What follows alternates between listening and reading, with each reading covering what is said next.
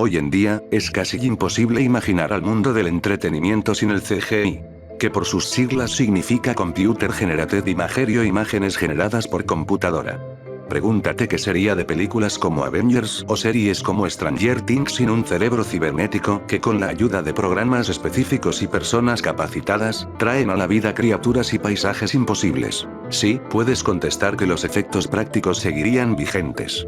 Pero te aseguro que todas las compañías y productoras que están rondando por ahí buscan gastar lo menos posible y hacer la mayor cantidad de ganancia. En un mundo sin CGI, tienes que dar por sentado que varias de las películas que viste no existirían por el mero hecho de ser apuestas muy riesgosas. El cine contemporáneo le debe mucho a la computación, pero hoy no te voy a hablar de eso. Hoy te voy a mostrar una caterva de ejemplos que te incitarán a sacarte los ojos. Lo peor de lo peor en cuanto a efectos especiales está alojado en este iceberg y mientras más desciendas, más ganas te darán de convertirte en un aficionado del cine mudo, para así tener muy pero muy lejos a todo lo que englobe la palabra computarizado. Sin más preámbulos, comencemos.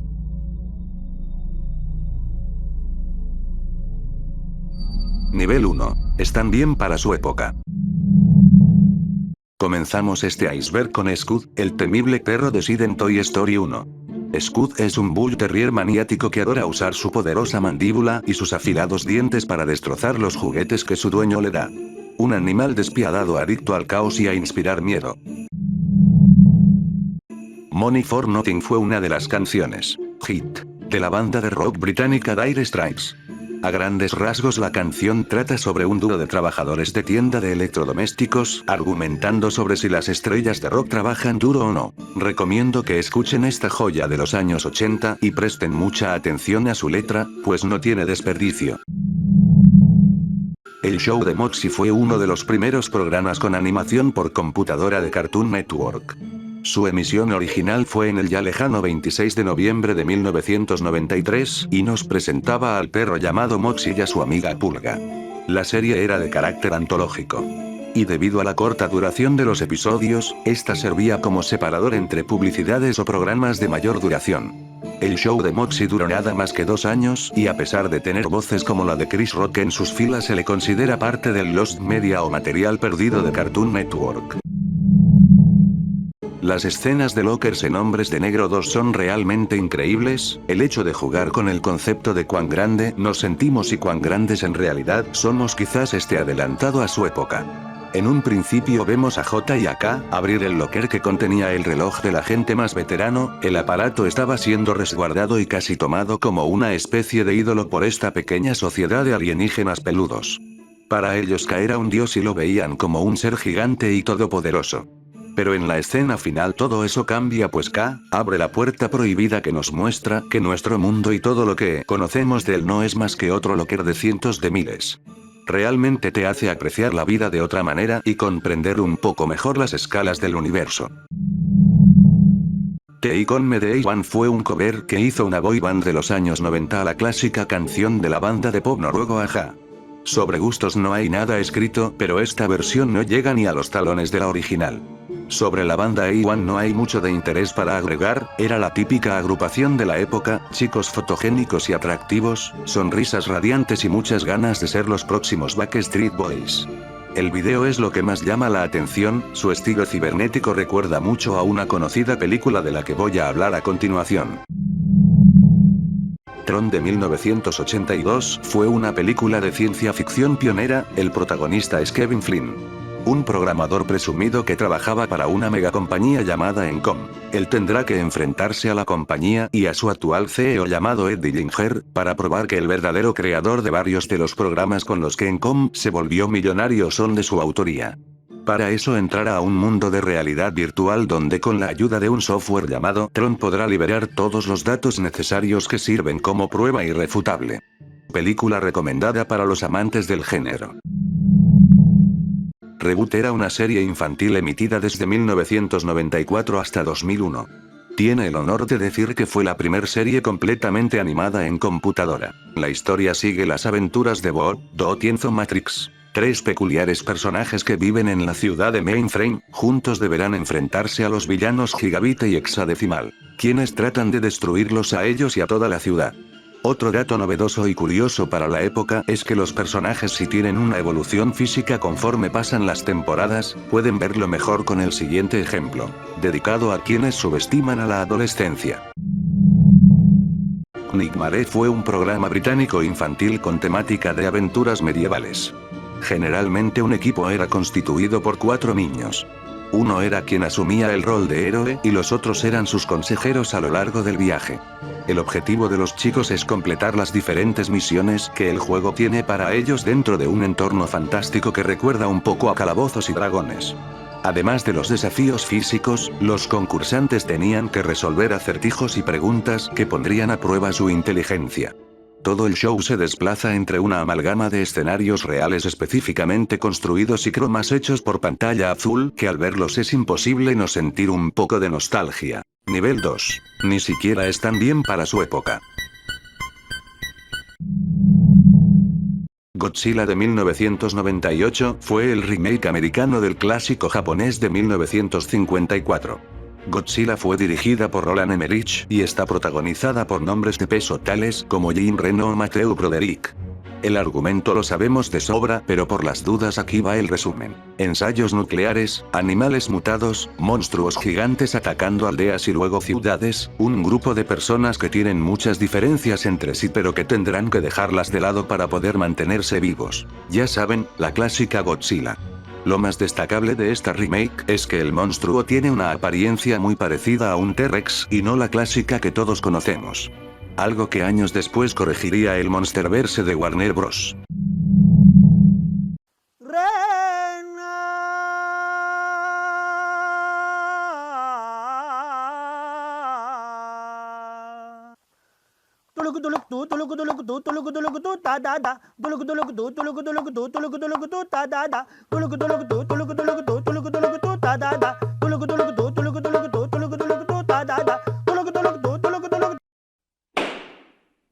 Tunak Tunak Tun fue un video musical producido en 1998.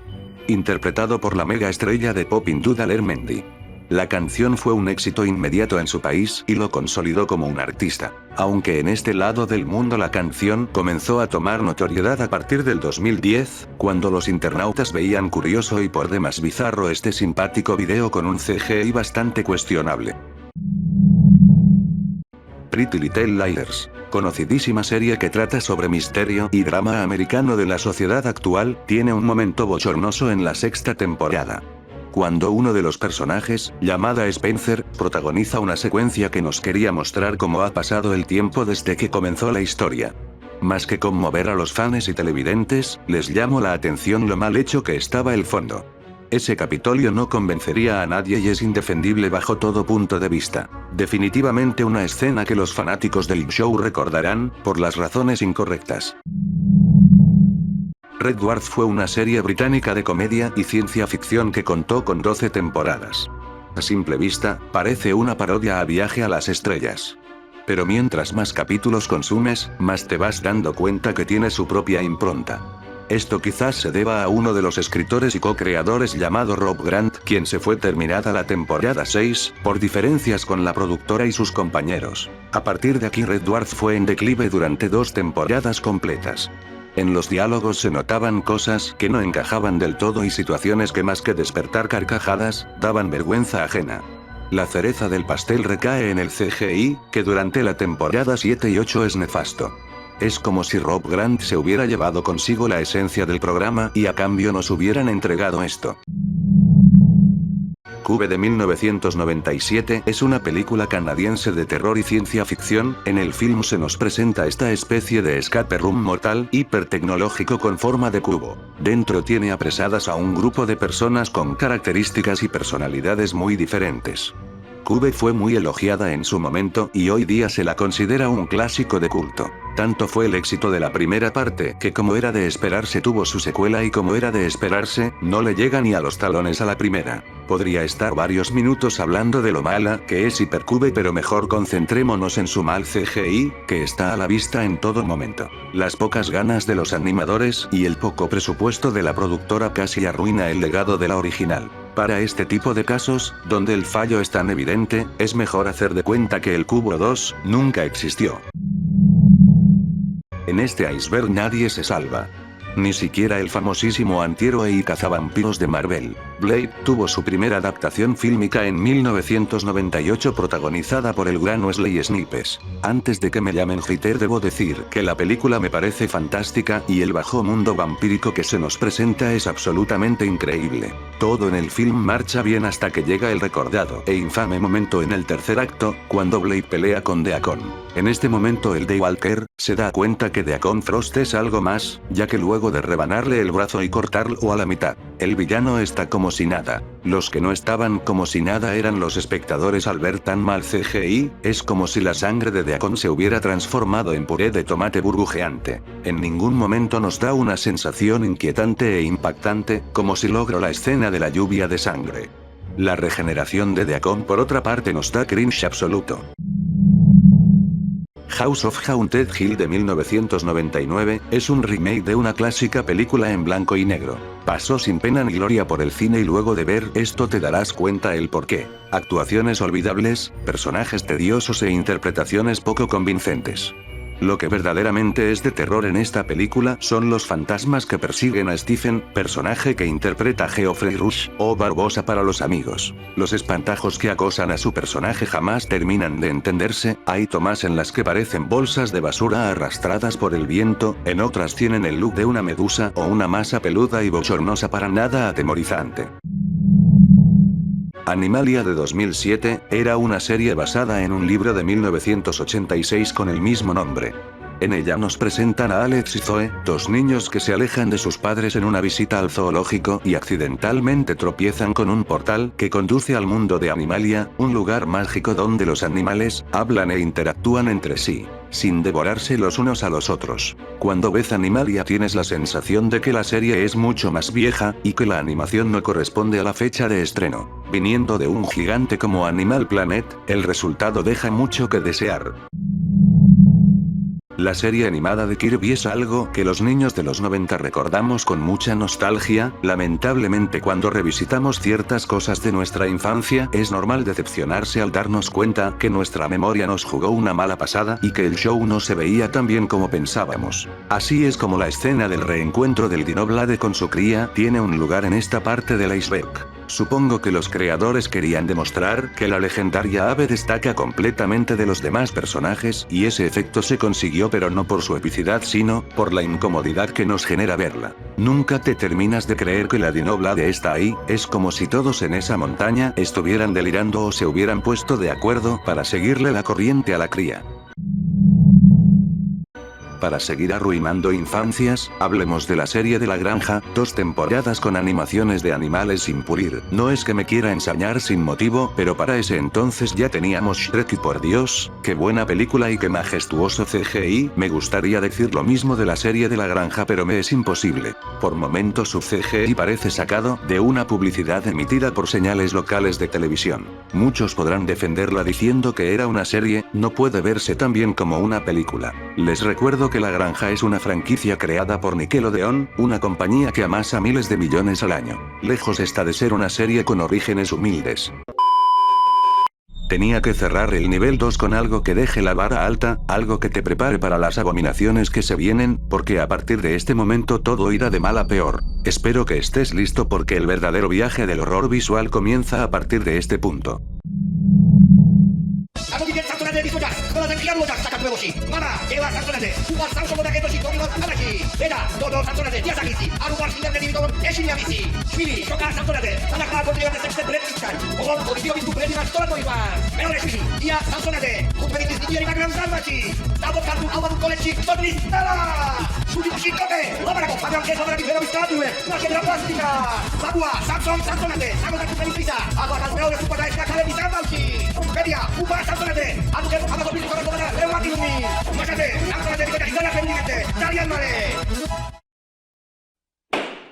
Definir a los Samsonadzes en una palabra es casi imposible. Podría decirse que plagio es la correcta, pero el robo es tan descarado y tan notable que la palabra se le queda muy corta. The Samsonadzes es la versión terror del Dredge de los Simpsons, es lo que quedaría de la mítica serie de Fox si los animadores conocieran a Cthulhu y luego fueran obligados a hacer otra temporada. Oriunda de Georgia, The Sansonades tenía como objetivo mostrar la vida de la población promedio del país. Sin embargo, lo que lograron es una especie de sueño febril, basura completa que según el creador, Shalva Ramishvili, trataba de rendir homenaje a la famosa serie estadounidense. En palabras de Shalva, solo lo hice para demostrar el amor que le tengo a los Simpsons. Definitivamente, hay amores que matan. Nivel 3. Valle inquietante. Nancy Marchand, la talentosa actriz que personificaba a Livia Soprano en la famosísima serie mafiosa de HBO, lamentablemente falleció antes del comienzo del rodaje de la tercera temporada, lo que llevó a los showrunners a tomar la decisión de matar al personaje fuera de cámara. Podría haber quedado ahí, pero decidieron ir un poco más lejos. Usando metrajes viejos de pruebas de cámara y algún que otro casting, tomaron la cabeza de la mujer y la colocaron en otra actriz que simulaba ser ella en una extraña escena madre e hijo con resultados poco convincentes. La película de Spawn de 1997 es uno de mis placeres culposos. Michael Jai White como Al Simmons y John Leguizamo interpretando al cruel payaso son el punto fuerte del film. Pero no podemos tapar el sol con un dedo. Spawn está llena de incongruencias y el CGI es infernalmente desastroso. Las escenas de la capa roja, en vez de transmitirnos la epicidad de los cómics, hace preguntarnos, ¿por qué demonios no utilizaron tela de verdad? Les aseguro que hubiera sido mejor que el resultado final. No necesitas ser un erudito en el séptimo arte para darte cuenta que el efecto desentona totalmente con el mood y el clima que quiere plasmar la película. Esperemos que la próxima versión con Jamie Foxx pueda corregir ese problema. Provenientes de Moscú, Captain Jeff es una banda de música electrónica que ronda los escenarios desde hace más de 20 años. Uno de los clips de sus canciones más famosas, llamada Cosmos, es una oda a los efectos paupérrimos. Es como si a la película Tron le convidaras un poco de la famosa droga rusa Crocodile, un viaje bizarro y psicodélico que nos recuerda la visión que tenían del futuro hace 2 décadas. Si acertaron o no depende de tu criterio. No podía dejar afuera al personaje más irritable de todo Star Wars. Quién sabe qué pasaba por la mente de George Lucas cuando creyó que todos amaríamos a esta desesperante criatura. Jar Jar Binks quiso ser el alivio cómico de las precuelas, pero lo único que desata es furia absoluta. Antes de conocer los primeros pasos de Batman con Gotham, vimos los primeros vuelos de Clark Kent de la mano de Smallville. En mi opinión, ambas series tienen el mismo problema, abarcan conceptos que chocan con la idea de una serie que nos muestre los orígenes del héroe. Una clara demostración de esto es la aparición de Darkseid. Entre ojos brillantes y nubes con forma, al mejor estilo Galactus, el dios de Apocalipsis dijo presente en el show, dejando bastante que desear. La famosa película Anaconda, protagonizada por Ice Cube y Jennifer Lopez, contó con 2 partes más, siendo la tercera la peor por lejos. El CGI, en vez de perfeccionarse, se volvió inmirable. ¿Cómo es posible que saquen algo que ni siquiera iguale a los efectos de la primera, teniendo más de 10 años de diferencia entre una y otra? Misterios que permanecerán sin resolver hasta el fin de los tiempos.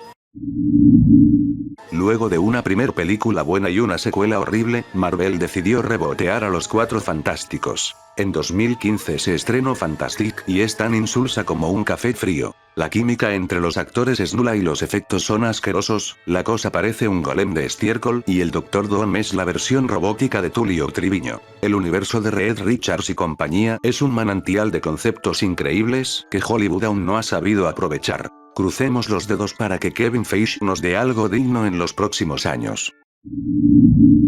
El animal que protagoniza este momento apareció en uno de los tantos episodios relleno de The Walking Dead. La famosa serie de zombies sabe cómo cautivarnos, pero también nos regaló momentos what the fuck.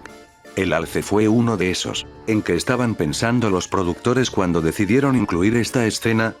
Se ve como si hubieran recortado un frame de algún juego de cacería de PS2 y lo hubieran depositado en el episodio sin reparo alguno. El de la segunda temporada es infinitamente superior, y eso que aún no era una serie consagrada que amasaba fortunas. Más allá de eso, no puedo enojarme con The Walking Dead. Nos regaló a uno de los mejores personajes de la ficción.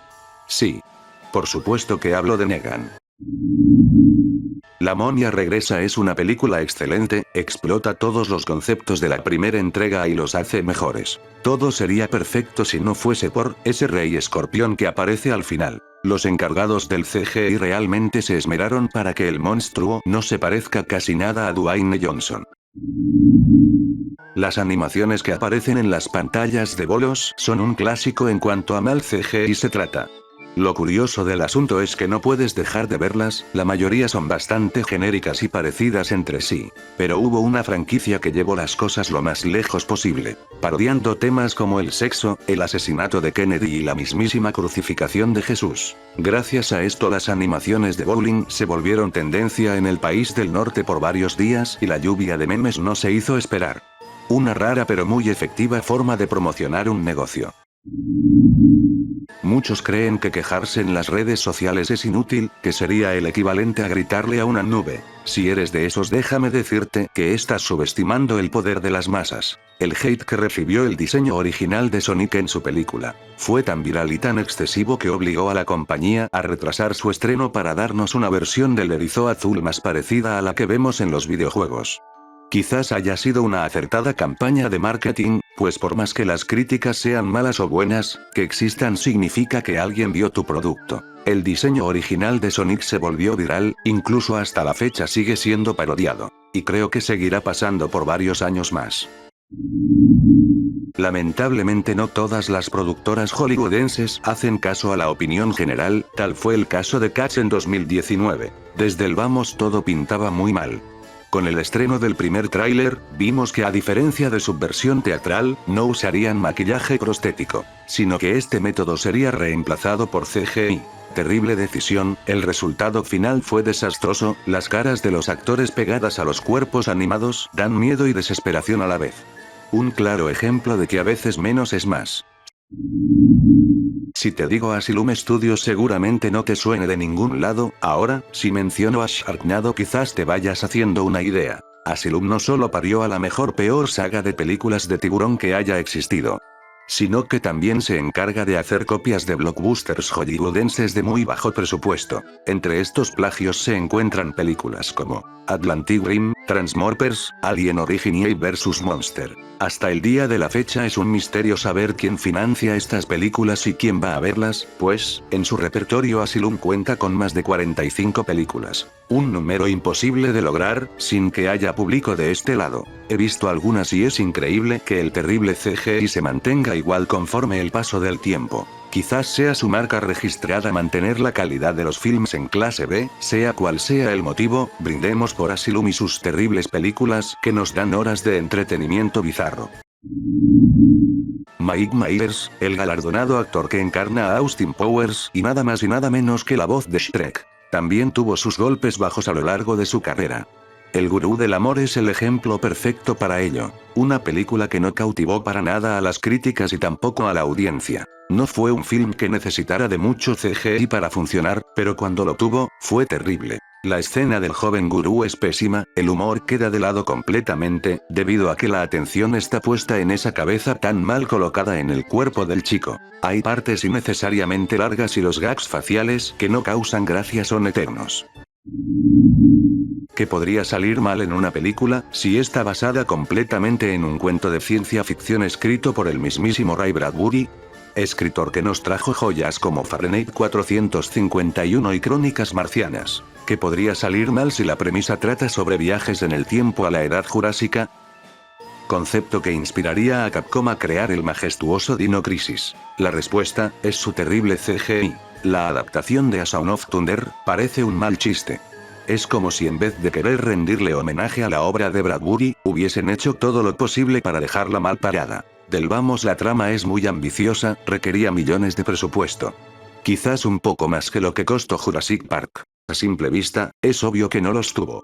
Aunque las actuaciones son buenas, no hay manera de que te creas que los protagonistas están siendo atacados por esas temibles bestias. Es triste ver lo que resultó al adaptar uno de los relatos cortos más famosos del escritor. Quizás en un tiempo A Sound of Thunder tenga su revancha con el presupuesto y el CGI que se merece, sería una entrada fresca a un género que casi le pertenece pura y exclusivamente a lo creado por Steven Spielberg. La versión de cine de la Liga de la Justicia, dirigida por el controversial Joss Whedon, tuvo problemas fuera y dentro de las grabaciones. La película que suponía la entrada triunfal y la épica reunión de los 7 pilares del universo de DC, fue una decepción que hoy día sigue desatando polémica. Las intensas regrabaciones ponían en jaque la abultada agenda de los actores, en especial la de Henry Cavill, quien en ese momento estaba filmando Misión Imposible 6, Fallout. Por contrato no podía afeitarse el bigote, pues era parte de su personaje. Esto llevó a los estudios Warner a tratar de negociar con Paramount, quien le escupió un rotundo no. La falta de tiempo, el recorte de presupuesto, la desesperación y los malos tratos en la postproducción de Justice League crearon un caldo purulento que nos terminó entregando al Superman con la cara más extraña que veremos en nuestra vida. Según Henry Cavill, antes de ponerse en la piel del kryptoniano, se sometía a capas y capas de ceras y vaselinas que intentaban reducir el espesor del bigote lo más posible. Más allá de los intentos, el resultado es fatídico y muy gracioso sin buscar serlo. El CGI en la cara de Superman es abominable. Una vez que te das cuenta, es imposible dejar de verlo. ¿Quién diría que un simple bigote le costaría millones a Warner Bros.? No quiero sonar pesimista, pero el anime y las adaptaciones live action van muy mal de la mano, quizás sea por los extravagantes looks de los personajes, o por el hecho de que querer resumir en 2 horas un anime o manga que cuenta con varios capítulos es tarea imposible. Otros dicen que esto se debe a que cuando la historia sale del mundo de los lápices, se pierde cierta magia. Fuese cual fuese el motivo, el nefasto caballo de Troya que avala completamente esta postura no es nada más ni nada menos que Dragon Ball Evolution. 20th Century Fox no solo se tomó el atrevimiento de americanizar la trama para que se convierta en un amorío adolescente de preparatoria, sino que también nos dio los peores castings posibles. Nadie, y repito nadie, se parece a su versión original. Ni siquiera Piccolo, pues es de público conocimiento que Piccolo es verde. El CGI es terrible durante toda la película, pero cuando Goku se transforma a su versión Ozaru, da por seguro que tu mente y tus ojos sufrirán mucho. No solo por arruinar nuestra infancia, sino por tener el descaro de llamar a esa aberración Dragon Ball. Incluso la película pirata taiwanesa titulada Dragon Ball The Magic Begins es considerada una maravilla del séptimo arte a comparación de Evolution, y eso ya es mucho decir. Por suerte hay una luz de esperanza al final del túnel y se llama Dragon Ball The Legacy, un proyecto hecho por fans que se mantiene en desarrollo. La calidad es tan buena que muchos artistas se están sumando para crear el mejor live action posible. Crucemos los dedos y enviemos los mejores deseos al equipo. Crepúsculo sin lugar a dudas fue una de las sagas de romance adolescente más polémicas de nuestros tiempos. La crítica en general aborrecía las películas, tildándolas de mediocres o simplonas. No podían entender cómo una historia tan cursi logró liderar la taquilla por tanto tiempo. Sin embargo, los fanáticos no paraban de crecer. Masas y masas de adolescentes que podrían decirte sin que se les mueva un pelo, que la historia de Edward y Bella era mejor que El Padrino o la trilogía del Señor de los Anillos. Lo que nadie de ese fandom podía defender y se convirtió en la piedra en su zapato fue la bebé Renesmee Cullen, la hija de los protagonistas. No hay una razón concreta de por qué el estudio tomó esta decisión. Algunos dicen que las políticas sobre el uso de infantes en rodajes se había puesto demasiado estricta. Otros que el estudio estaba tan confiado de que la saga era un hit, que cegados por el ego, creían que todo le saldría bien, incluso crear un bebé en CGI. Gran equivocación, cada vez que Renesmee aparece en pantalla o te ríes o encoges los hombros de vergüenza. Dicho todo esto, es imposible que pienses que Renesmee pudo haber sido peor, pero para sorpresa de todos, esto no es así. Antes del CGI, el estudio había barajado la idea de un bebé hecho con efectos prácticos. El resultado fue bautizado en internet como Chukesmee.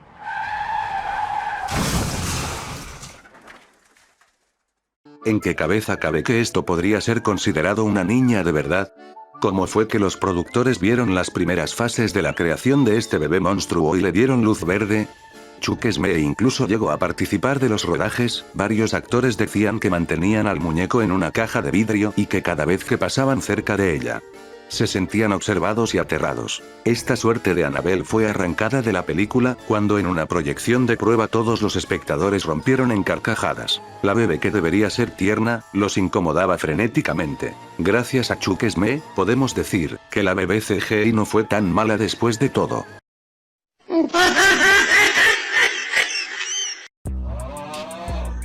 Nivel 4. ¿Qué mierda estoy mirando?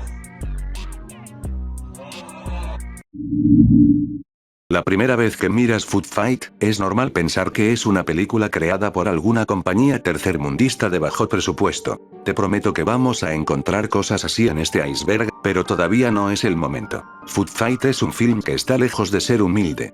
Pues tuvo una producción de 45 millones de dólares. Y contó con voces conocidas del ambiente tales como Charlie Sheen, Hilary Duff y Christopher Lloyd. El mismísimo Doc de Volver al Futuro, puso la voz para interpretar a un personaje de la cinta. Aún así, Food Fight es un fracaso en todo sentido. Pues solo recaudó la pequeña suma de $73.700. La premisa es rara. Los personajes de las marcas favoritas del supermercado cobran vida de noche y viven en una especie de ciudad ficticia. Algo así como Toy Story pero mal hecho, pues nunca se termina de entender que es real y que no. Porque la gente que compra en el lugar interactúa con las mascotas de las marcas como si fuera algo normal. Porque los personajes dialogan y se mueven exageradamente haciéndolos ver completamente irritantes. ¿Y por qué diablos hay tantas secuencias excesivamente largas que no aportan nada a la película? Podría dedicarle más tiempo a Food Fight pero no vale la pena, solo quedémonos con que es una de las peores películas de animación que existen. A estas alturas, todos damos por sentado que Stephen King es el maestro indiscutible del terror contemporáneo. Sus obras literarias cautivan e inspiran a millones de personas alrededor del mundo, incluyéndome. Lamentablemente cuando el señor King sale del papel y la tinta para producir sus propias obras el resultado es bastante dudoso. The Langoliers de 1995 es prueba de ello. Todo comienza en un vuelo con destino a Boston, una noche como cualquier otra. 10 personas de ese avión deciden descansar y dormir una siesta. De repente todos se despiertan pues una niña ciega clama que todo el mundo ha desaparecido. Efectivamente es así, todo está acomodado en su lugar, no hay rastros de violencia, solo desaparecieron. Los sobrevivientes deberán trabajar juntos para encontrar ayuda y en el camino develar el misterio de qué está pasando. La película se mantiene interesante la primera hora y media, la intriga y los enigmas son increíbles, pero cuando ves a estas criaturas aparecer en escena, todo lo construido hasta ese momento, se va por el caño. El look de los monstruos es bastante acertado a la novela, pero el CGI es terrible. Los Langoliers, esas terribles criaturas cósmicas que se alimentan de toda la materia que habita en la Tierra, y parecen albóndigas enojadas en su adaptación. No quería hablar dos veces de una misma película, pero con Spawn es imperioso hacer la excepción. Las secuencias de Malevolgia son pesadillas y no en el buen sentido. El oscuro demonio que engañó a Al Simmons es clave para entender la trama. Lamentablemente, no contaban con los recursos para mostrarlo con la grandeza y el terror que genera en los cómics. En cambio, tuvimos esta especie de salamandra peluda y maléfica. El inframundo se ve espantoso, no por los horrores que alberga, sino por su mala calidad de animación. Lo único que me queda decir del CGI de Spawn de 1997 es que es un desastre infernal que los fans de la franquicia tuvimos la mala suerte de experimentar. Blue es una canción creada por el grupo italiano de Eurodance Eiffel 65. Su videoclip fue estrenado en 1998 y cuenta con casi 300 millones de reproducciones en YouTube. Su estribillo pegajoso y su voz modificada para simular la de un alienígena es lo que la hace tan especial. Blue es por lejos el single más exitoso del grupo y ha alcanzado el número 1 en varios países. Fue nominada a los Grammy y alcanzó el puesto número 6 en los Billboard Hot 100, una prestigiosa lista creada para promover a los artistas emergentes y reconocer el valor de su música. Cada vez que veo a estos marcianitos azules, no puedo evitar compararlos con esta criatura que aparece en un episodio de Coraje.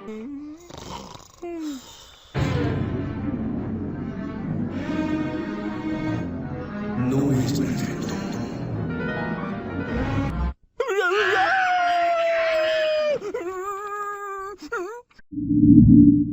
Debo confesar que de niño, me había obsesionado con la primer película de Mortal Kombat. La pegajosa canción techno en el comienzo abría las puertas a un universo lleno de artes marciales, épicas peleas sangrientas y mucho pero mucho gore. Cuando me enteré de la existencia de su secuela, tenía que verla como fuese.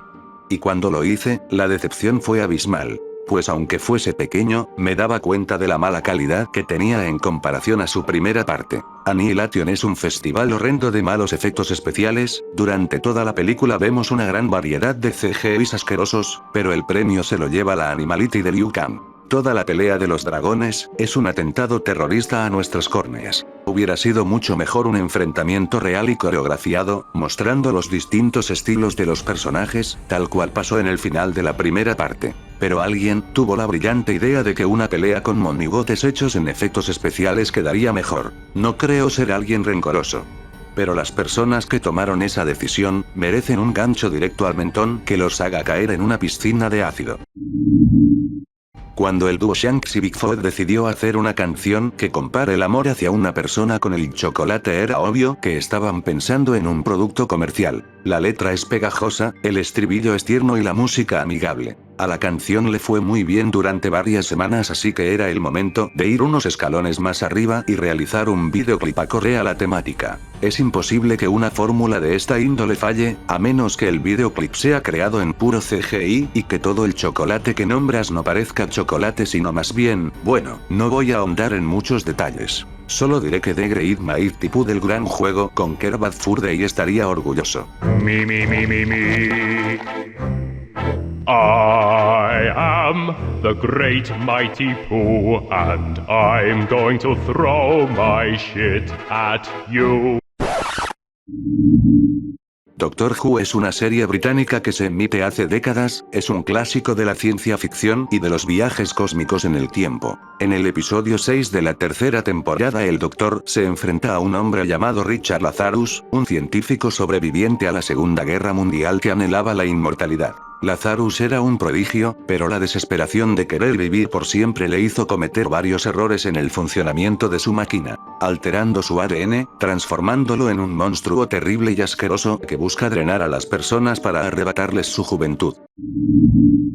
En este mismo nivel te hablé de The Langoliers, una adaptación producida por Stephen King. Ahora te voy a hablar de una película que fue demandada por el propio escritor para que lo saquen de los créditos, pues la consideraba tan mala que no quería que su reputación sea manchada. The Lawnmower Man es una adaptación que toma el nombre de un relato original de King, pero poco tiene que ver con su historia. En el cuento, un sátiro hace sacrificios humanos al dios griego Pan.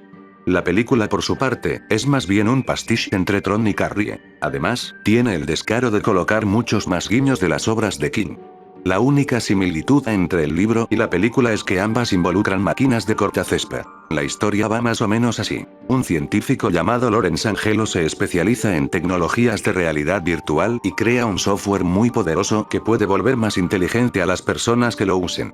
Es así que se acerca a Joe Smith, un chico con retraso mental que trabaja como jardinero. Joe sufre bullying de parte de muchos pueblerinos bravucones y de su propio hermano, quien también es el padre de la iglesia. El software de realidad virtual funciona de maravillas con Joe, quien sesión a sesión va mutando a una especie de prodigio tecnológico que además tiene poderes de telepatía y telequinesis. No hace falta que te remarque las referencias a otras obras de King para que te des cuenta, ¿verdad? Joe se vuelve omnipresente e inestable, ahí es cuando empieza a vengarse de todos los que abusaron de él, realizando una matanza cibernética con un CGI espantoso. Es momento que Lawrence ponga un fin a la situación y es ahí cuando entra al mundo virtual para pelear con Joe, quien ya se creía amo y señor del universo. Todo esto lo vemos con los peores efectos especiales que podrían darnos. Stephen King estaba tan furioso con la gente detrás de la película que le hizo un juicio al estudio para que retiraran su nombre de ella. No podía entender por qué utilizaron su nombre y el título del cuento para crear semejante aberración visual. Nosotros tampoco. El escritor incluso tuvo que hacer una segunda demanda al ver que su nombre permanecía en la versión VHS de la cinta, ambas las ganó. La película de The Lawnmower Man originalmente se iba a llamar Cybergod. No sé en qué momento decidieron meter a Stephen King en esto, pero está más que claro que fue un sucio truco de marketing que no prosperó. De todas formas, hay que reconocer que el film es combustible de pesadillas, pues contiene animaciones tan malas que podrían traumar a cualquier niño de la época. The Lawnmower Man pasará a la posteridad como la película basada en una historia de Stephen King que no se basa en una historia creada por Stephen King. Nivel 5. Mátenlo con fuego. Rhapsody Street Kids. Believe in Santa es un musical animado ambientado en Navidad, aunque gracias a su terrible animación parece más bien una celebración pagana. La película fue hecha con tal desgano que nadie de la producción se dio cuenta que las voces de algunos personajes están corruptas. Oh, see, kids nowadays. Oh, my baby must be sending letters. I'll be back in a hurry, great grandma. Always in a hurry. You just got to put an in it. Isn't that what Santa does? It was from my heart. Oh, See, she doesn't get it. oh, Christmas. Oh. La historia trata sobre Ricky, un niño rapero que extraña a su difunta madre y sobrelleva esta pérdida jugando con sus amigos. Como toda película gringa sobre la infancia, hay bullies, amor, personajes clichés y muchas canciones simplonas. Si es que a esto se le puede llamar canción.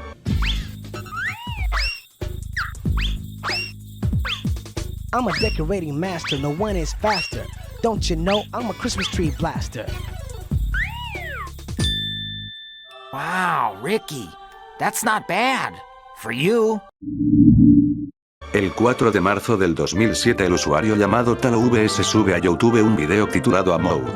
En él se puede ver una animación 3D de un niño que baila y canta una canción infantil árabe. حمود حمود حمود حمود حبيبي حمود حمود حبيبي حمود حبيبي حمود حمود حبيبي حمود حمود قوم اقعد من النوم قوم اقعد من النوم قوم اقعد من النوم يا احمد حمادي يا احمد حمادي.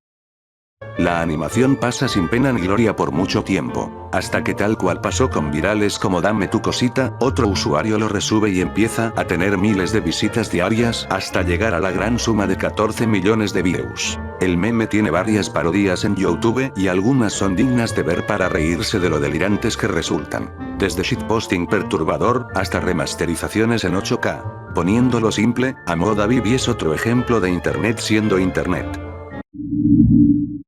¿Recuerdas esas típicas propagandas televisivas de los años 2000 donde mandabas la palabra requerida al número que estaba en pantalla y a cambio recibías un ringtone o una imagen graciosa? Bella Topolona es exactamente eso, en este caso recibías una canción graciosa cantada por este perturbador ratoncito que aparecía en la publicidad. Los niños italianos que tuvieron la mala suerte de ver la publicidad de Bella Topolona la recuerdan porque la animación era tan mala, que el factor ternura que buscaban causar se perdía completamente. A finales de la década de los 90, una popular banda cristiana llamada The Gaiter Vocal Band, vio varios episodios de caricaturas religiosas como vegetales y dijeron yo también puedo. El resultado fue esta blasfemia de la animación conocido como Dorby's Making Decisions. Dorby's es un mediometraje que suponía ser el piloto de una serie que trataría varios tópicos cotidianos en la vida de una comunidad cristiana. La animación realmente se esfuerza para darnos personajes memorables y divertidos, pero lo que entregan es digno de un relato de terror. Los looks de los personajes tienen rasgos humanos, esto lejos de hacerlos más simpáticos los hace más perturbadores, incluso algunos se parecen al Belid de Berserk. Dorby's es horror involuntario. La historia es bastante inentendible pues las escenas y los personajes desfilan sin sentido alguno, pero se puede deducir que Dorby's se centra en las aventuras de dos bolas microscópicas llamadas Jack y Mary Shane, quienes faltan a la escuela para investigar una vieja y aterradora casa abandonada. No sé qué podrían encontrar ahí que logre asustarlos, estoy seguro que lograrían el mismo resultado mirando un espejo. Luego de varias demandas por plagio, el proyecto Dorby's tuvo que ser cancelado y The Gaiter Vocal Band jamás volvió a hablar del tema. Cuando usas un personaje o una marca registrada para promocionarte, es bien sabido que tienes que tener los derechos, si no es así es muy probable que te enfrentes a varios problemas legales. Lo que muchos pillos del mundo del comercio hacen para evitar esto, es crear plagios lo suficientemente reconocibles para que recuerdes al producto original y lo relaciones con lo que ellos te están tratando de vender. Lo que hizo el dueño de una concesionaria de autos local con mi villano favorito no tiene perdón de ningún dios. At JT's Chrysler Jeep Dodge in Lexington, I'm going to give you the moon! It's Deal-tastic me, and I make this the most easiest decision you ever make. From now to the end of the month, pay $0 down, and nothing till January next year. Like new Jeep from $14,990. That's a good price. Save $8,000 on Chrysler 300. Or new Jeep Compass or Chrysler 200 from $99 a month. That's a lot of good stuff. You're only going to get that at the JT's Chrysler Jeep Dodge in Lexington. Do what? JT'sJeep.com. Después de ver eso solo puedo decir que los verdaderos villanos son las personas que animaron a esos minions. No sé por qué las terceras partes están condenadas en este iceberg. Pero todo lo que digo, juro que lo tienen bien merecido. Es momento de hablar de Tremors 3, por lejos la peor de toda la saga en cuanto a CGI se trata. Y no es que las anteriores y las que le siguen sean obras de arte, pero los efectos en esta entrega son tan malos, que merece estar cerca del último nivel. Tremors 3 sigue la vida de Burt Gummer, viejo conocido de la franquicia. Luego de una cacería de graboides en Argentina, Burt vuelve a Perfection, Nevada, donde las cosas han cambiado bastante. No se ha informado sobre un ataque o avistamiento de esas terribles bestias en años. Pero hay gente que lucra con el morbo de los turistas por las cosas que pasaron en el pueblo. El hallazgo de un nuevo degraboide atrae nuevamente a las bestias a Perfection. Burt y compañía deberán usar sus recursos para una vez más erradicar a esta terrible plaga subterránea. Lo novedoso de esta tercera parte es que los graboides han desarrollado una nueva mutación conocida como Ash Blasters. Y aquí es cuando tengo que detenerme. Los efectos especiales de los Ash Blasters son por lejos los peores de toda la saga. Aún así, las películas de Tremors son muy disfrutables y las recomiendo para esas tardes de domingo en las que buscamos entretenimiento simple y relajación absoluta. En el 2005, la fiebre de los Furbies era real. Todos los niños ansiaban tener una de estas tiernas y pequeñas criaturas peludas. Hasbro no se quedó de brazos cruzados y mandó a hacer una película que acompañe toda la euforia generada por sus famosos monstruitos. La película contó con un buen marketing, a cargo de grandes de la industria como McDonald's. Lo que hace más grande la incógnita de ¿por qué demonios se ve así de mal? Furby Island es todo lo contrario a lo que Hasbro buscaba. Los Furbies animados parecen demonios japoneses, del tipo que busca tu amistad, para luego devorarte ni bien te quedes dormido. Los movimientos y los diseños de los personajes son paupérrimos y robóticos. Es difícil simpatizar con alguno de ellos, pues la concentración está 100% puesta en lo mal que se ven. La crítica atacó ensañada a la película y siempre por el mismo tema, la pésima animación. Teniendo en cuenta que varios paladares negros del cine ya habían visto lo que la animación era capaz de hacer con películas como Shrek 2, el hate tenía sentido. Ese 2005 la fiebre Furby casi fue erradicada por la misma compañía que la liberó, un tiro en el pie que Hasbro aún recuerda, pues hasta la fecha no tenemos otra película de estos tiernos juguetes. Hoy día, Disney es una máquina de hacer shows y películas relacionadas a Marvel o Star Wars. Pero hace 12 años, la gran compañía del ratón era más propensa a arriesgarse y apostar con cosas distintas. Fue en esa época que contactaron al director Robert Zemeckis, nada más ni nada menos que la persona detrás de Forrest Gump y Volver al Futuro. La idea era hacer un remake animado de la famosa película de los Beatles estrenada en 1968, titulada Yellow Submarine, que a su vez se basa en la canción del mismo nombre. En la historia, un chico llamado Fred, que vive en la ciudad submarina de Pepperland, utiliza un submarino amarillo para viajar a Londres y pedirle ayuda a los Beatles, ya que su mundo estaba siendo azotado por unos malvados seres que odian la música y se llaman Bluminis. Como es de esperarse, los cuatro grandes de Liverpool acceden y en el camino de vuelta pasan por distintas situaciones y por su gran repertorio de canciones. Disney planeaba estrenar el remake de Yellow Submarine en 2012, a tiempo para los Juegos Olímpicos de Londres. Lamentablemente, el estudio a cargo del proyecto llamado Image Movers Digital, dejó de recibir el soporte de Disney para realizar la tarea. Los ejecutivos de la compañía clamaban que Image Movers había demostrado ser una buena casa de animación, pues ellos eran los que estaban detrás de películas como El Expreso Polar, Los Fantasmas de Scrooge y Beowulf. Pero por más que esos proyectos fueron formidables en cuanto a animación y estética, la recaudación era un cantar totalmente diferente, pues habían perdido demasiado dinero, o como mucho llegaban a recuperar lo invertido. Estos antecedentes llevaron a que el remake de Yellow Submarine se abandone completamente, y que el estudio cierre. En el camino nos dejaron un cementerio de personajes a medio realizar que parecen sacados de una parálisis de sueño.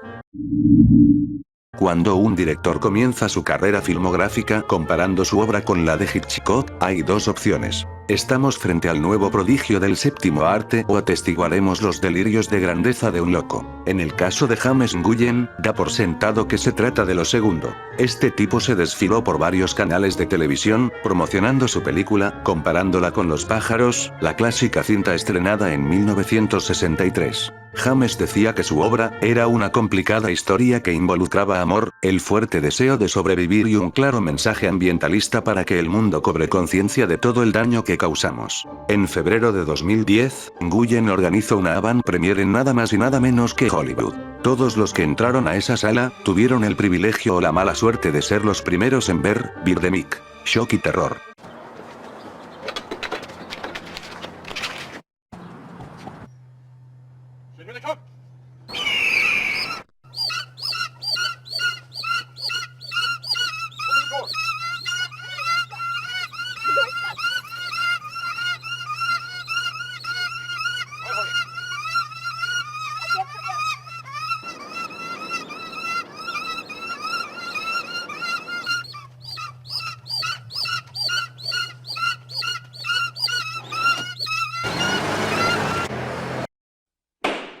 Birdemic es de esas películas que pasan a la posteridad por lo malas que son. No hay ningún punto rescatable en el film, la fotografía es precaria, las actuaciones son extremadamente bizarras y por momentos crees que los extras están siendo obligados a decir su línea, a punta de pistola. Hi, the Eagles killed our friends. Do you have a phone I can use to call the police?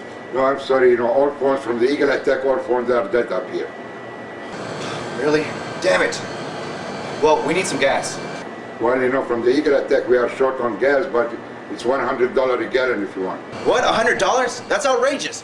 Los efectos especiales son terribles, los pájaros son tan falsos, desproporcionados e irreales que es imposible no estallar de la risa. Birdemic es lo que a mí me gusta llamar un antifilm. Una cinta que logra cautivar a las masas y hacer buen dinero, por las razones erróneas. James Nguyen, ante ti me quito el sombrero.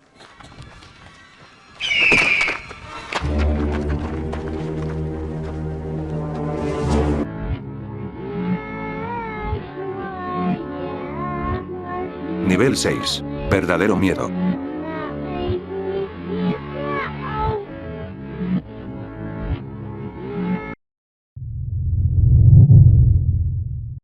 Un científico prueba en sí mismo un supersuero que lo transforma en una montaña gigante de músculos cada vez que se enoja. Él no puede controlar sus transformaciones, así que deberá ocultarlas de su novia, que también es la hija de un general de alto rango en la Armada Americana. Por supuesto que estoy hablando de El Increíble Burk. You don't want to do that.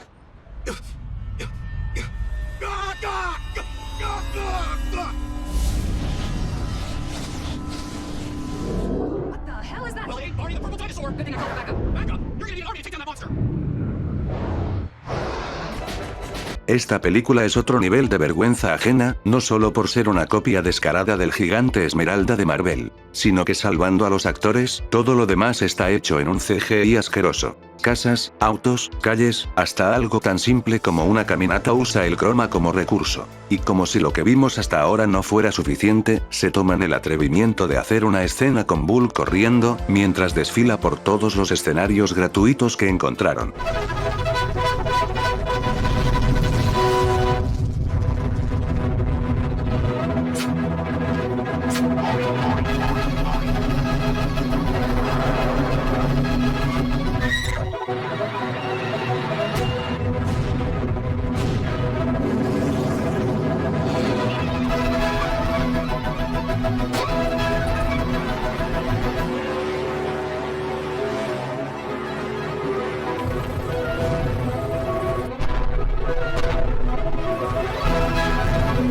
Si quieres desatar una amenaza a nivel gamma, nada más muéstrale esta película a Bruce Banner. Estoy seguro que la guerra mundial Hulk se quedaría en pañales. Video Brinquedo es una compañía de animación brasileña que se ha encargado de llevar el plagio a niveles nucleares. Entre su repertorio, podemos encontrar The Little Cars, The Little Panda Fighter, Ratatouille, entre muchas otras. Durante sus comienzos, Video Brinquedo solo se encargaba de distribuir películas y series extranjeras en Brasil. No sé qué los llevó a hacer sus propias producciones, pero fue como abrir la caja de Pandora.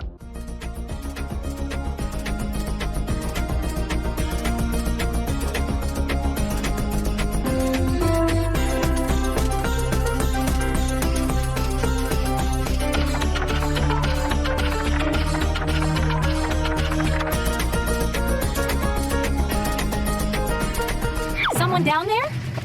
Actualmente, Video Brinquedo ya no existe pues se declararon en bancarrota. Aunque con la fama que están recibiendo últimamente gracias a los creadores de contenido que analizan sus películas, no descarto el regreso triunfal de la DreamWorks brasilera. Cuando intentas hacer una secuela de una de las mejores películas de Jim Carrey sin su participación, sabes que estás jugando en modo difícil. Ahora agrega un protagonista que intenta ser gracioso y falla miserablemente, escenas que dan mucho cringe y un CGI horrendo, te quedaría algo como El hijo de la máscara. La película sigue las desventuras de un fallido caricaturista que luego de una loca noche de fiesta, usando la máscara mágica de Loki, embaraza a su esposa, pasándole así todos los poderes al niño. A todo esto se le suma el mismísimo dios de la locura y el engaño, pues por mandato de su padre Odín, debe recuperar su preciado artefacto para así no seguir desatando desastres en el mundo. Lamentablemente Loki es bastante incompetente en su tarea, si hubiera hecho todo bien desde un principio, quizás hasta nos salvábamos de la existencia de este film. El hijo de la máscara está repleto de efectos especiales poco creíbles y atolondrados que supongo yo sirven como recurso para tapar la mediocre actuación de los protagonistas. Por suerte New Line Cinema tuvo la amabilidad de no involucrar a Stanley Ipkiss y a su mundillo en esta película, de lo contrario hubieran manchado uno de los trabajos más valorados del gran Jim Carrey. Si creías que las producciones animadas religiosas habían tocado fondo con Dorvis, es que todavía no conoces a su anticristo.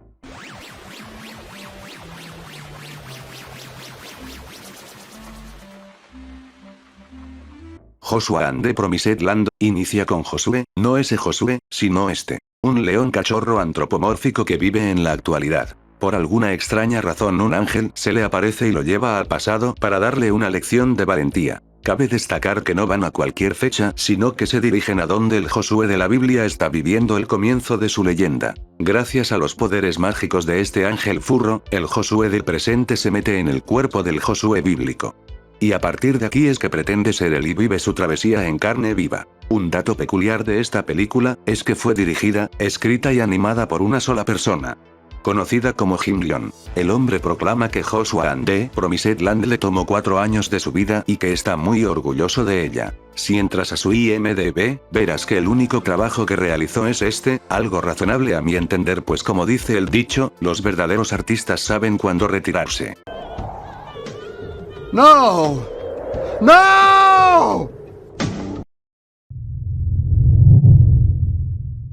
Educaifun es un conocido canal de YouTube que simula ser contenido infantil, pero en realidad está muy lejos de eso. Johnny? Yes, Papa. Eating sugar? No, Papa. Telling lies? No, Papa. Open your mouth! Ha, ha, ha.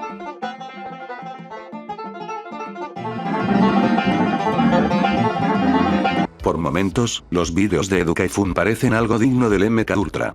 El aura es oscura, la música hipnótica y las voces de fondo horribles. Las animaciones son el plato fuerte, pues los deformes personajes rompen todas las leyes de la física con el fin de brindarte la peor experiencia posible.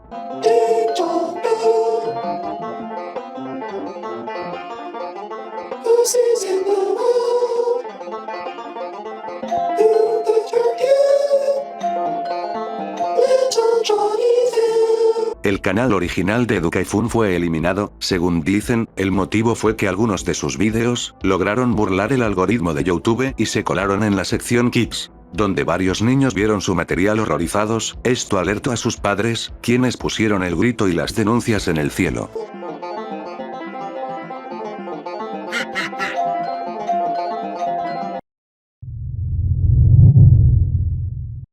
La ironía se encuentra en todos lados. Esto más que una opinión, es un hecho. Un ejemplo perfecto para demostrarlo es esta campaña contra las drogas, que parece el peor mal viaje que podrías vivir. Yo sé que eres chiquito y que sabes ver que no todas las cosas se pueden creer. Si te ofrecen drogas te van a decir que se siente bien padre, que te vas a reír. No es cierto, no hagas caso, no es cierto. Lo que esa gente no te quiere decir es que si usas drogas te vas a confundir, que hacen daño a tu cuerpo, que envenenan tu cuerpo. Vive sin drogas. Fundación Azteca, por un México sin drogas. Me pregunto cuál de todas las cabezas creativas del proyecto fue la que creyó que la mejor forma de concientizar era hacer esta publicidad tan bizarra, donde un ejército de flores parlanchinas y psicodélicas quieren ayudar a la causa, pero en realidad solo empeoran la situación. ¿Recuerdas ese extraño y críptico juego de PS1 llamado LSD, Dream Simulator? Bueno, Utsumutsume es algo parecido. Este corto japonés recoge la tenebrosa esencia de aquella joyita colorida y la fusiona con lo que podríamos encontrar si visitáramos los paisajes de pesadilla que Lovecraft describía en sus relatos. Utsumutsume no tiene contexto alguno, la historia es casi nula. Solo te puedo decir que este monstruo que estás viendo en pantalla, es una niña que está conectada a sus padres, que al igual que ella son desagradables bestias de pesadilla. El corto no escatima en comentarios con doble sentido y situaciones muy subidas de tono, que, por razones obvias, me es imposible mostrar en este video. Quién sabe qué se cruzó por la cabeza del director y guionista, Takashi Kimura, a la hora de crear este cortometraje que parece una invitación a la locura. Llegamos a la última parada de este iceberg, créanme cuando les digo que realmente no están preparados para lo que se viene. Si consideran que son sensibles a ciertos temas, les incomoda hablar sobre tópicos tabú, o no han cumplido la mayoría de edad. Les recomiendo y ruego encarecidamente que por su bien, den por finalizado el video y sigan su camino. Si te quedas, no me hago responsable de lo que pueda generarte lo que verás a continuación. Aclarado esto, continuemos.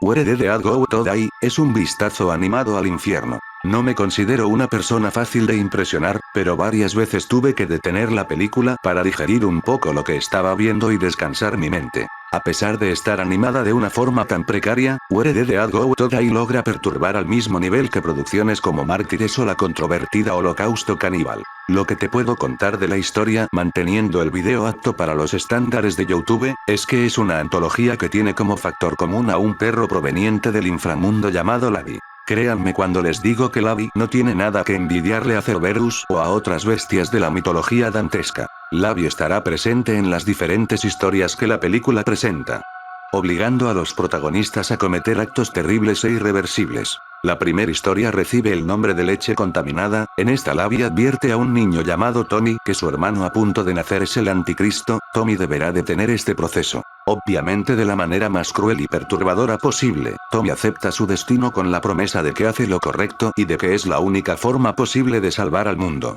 La segunda historia se llama Memorias Líquidas. En esta, un asesino en serie adicto a las drogas halló la forma de extraer los pensamientos de sus víctimas para poder inyectárselos y vivir sus emociones por un breve lapso de tiempo. Todo esto termina patas para arriba cuando el asesino se inyecta los recuerdos de una prostituta que lo hará experimentar el mismísimo infierno. La tercera y última historia se llama La máscara que usan los monstruos. Aquí seguimos las desventuras de un niño llamado Ralph, quien tiene la cara de su hermano gemelo muerto pegada al cráneo. Ralph oculta sus imperfecciones en un pasamontañas y como si esto fuera poco debe convivir con unos padres abusivos que lo culpan de todos los males existentes. Esto último es lo que lo unirá a Sofía, su vecina e interés amoroso. Una niña que debido a su enfermo padre, sufre cosas peores que Ralph. Where the Dead Go to Die explora las parafilias más depravadas que se te puedan ocurrir, siempre manteniendo un tono tenebroso y un humor negro que pocos podrán digerir. Las voces, ambientación y el apartado del sonido en general, también aportan su grano de arena para que el espectador se sienta molesto y hasta observado. En mi humilde opinión, el director conocido como James Kramer, busca exponer el maltrato y el abuso de las formas más bizarras y traumáticas posibles, dejando muy en claro, que es todo lo que está mal en este mundo. Hemos llegado al final de este iceberg y también de este video. La pasé muy bien haciéndolo y estoy seguro que seguiré publicando cosas de este estilo más a menudo. También quería tomarme un momento para agradecer el apoyo que he recibido recientemente en TikTok, realmente me han dado energía para seguir con este proyecto. Nunca podré agradecerles lo suficiente. Abajo en la caja de comentarios estaré esperando tus opiniones y también tus consejos e ideas para seguir creando más contenido interesante. Yo soy Aurora Hitor y por ahora, toca despedirse.